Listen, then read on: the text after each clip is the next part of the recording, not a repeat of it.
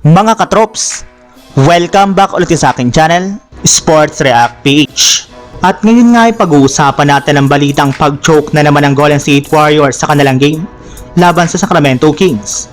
Pag-uusapan na rin nga natin dito sa ating panibagong video ang balitang posibleng pag-trade ng Los Angeles Lakers ngayong season kay Dalton Knecht.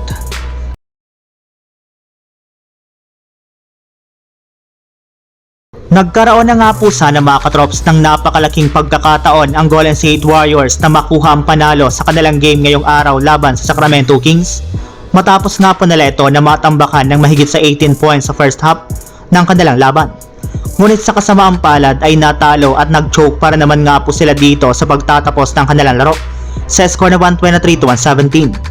Sa kabila nga po ng pagtatala dito ni Andrew Wiggins ng 25 points, Stephen Curry na kumuha ng 14 points at 12 assists, Buddy Hield na gumawa ng 17 points off the bench, Guy Santos na kumuha ng 16 points at sina Moses Moody at Tracy Jackson Davis na parehong kumuha ng 11 points, ay hindi pa rin nga po ito naging sapat para mapigilan ang pag-choke na naman ngayong araw ng kanilang kupunan. Masyado nga po silang dinomina ng Sacramento Kings pagdating ng second half, sa pangunguna nga po nila DeMar DeRozan na nagtala dito ng 32 points, dumantos sa bonus na kumuha ng 26 points at 28 rebounds, at si Malik Monk na kumuha naman ng 20 points dito.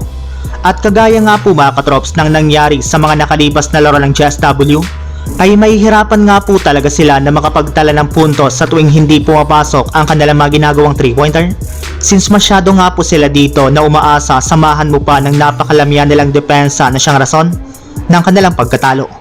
Samantala, punta naman tayo sa ating sunod na pag-uusapan sa balitang posibleng pag-trade ng Los Angeles Lakers ngayong season kay Dalton Knecht.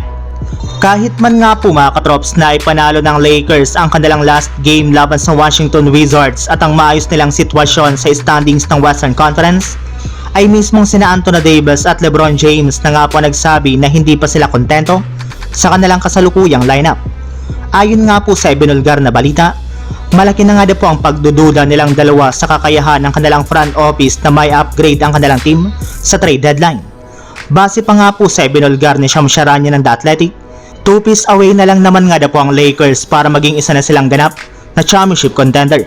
At base nga po sa kalalabas pa lang na balita, isa nga po sa mga paraan upang makagawa ng isang malaking move na magpapalakas ng kanilang lineup ay kung itatrade nila si Dalton Knecht ngayong season, since siya nga pong may pinakamalaking trade value sa lahat ng kanilang mga players.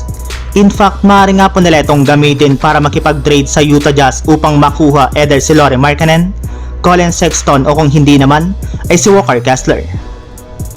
So yun lang mga katrops, ang handog kong story ngayong araw.